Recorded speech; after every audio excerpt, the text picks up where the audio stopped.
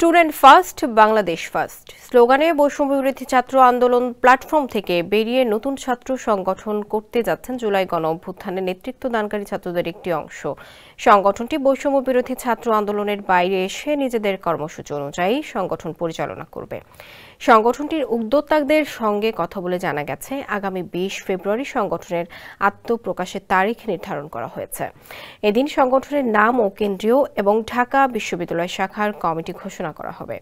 সংগঠনটির নেতৃত্বে আলোচনায় আছেন সমন্বয়ক আব্দুল কাদের, জাহিদ আহসান, আবু বাকের মজুমদার, রিফাত রশিদ, তাহমিদ আল মুদাসসির চৌধুরী এবং রাফিয়া রেহনুমা রিদি। তারা সবাই ঢাকা বিশ্ববিদ্যালয়ের শিক্ষার্থী। আমজাদ হোসেন হৃদয়ের প্রতিবেদন, বিস্তারিত জানাচ্ছেন মোহাম্মদ শাহাবুদ্দিন মাহতাব।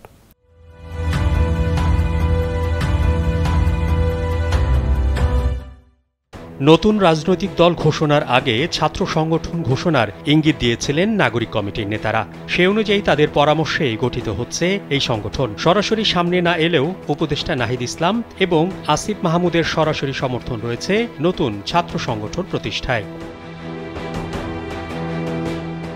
সংগঠনটি মূলত বিলুপ্ত ছাত্র সংগঠন গণতান্ত্রিক ছাত্র শক্তির আদলেই পরিচালিত হবে বলে জানা গেছে। ডাকসুর সমাজসেবা সম্পাদক আক্তার হোসেন আহ্বায়ক, উপদেষ্টা নাহিদ ইসলাম ছিলেন এই সংগঠনের সদস্য সচিব এবং উপদেষ্টা আসিফ মাহমুদ ছিলেন ঢাকা বিশ্ববিদ্যালয় শাখার আহ্বায়ক।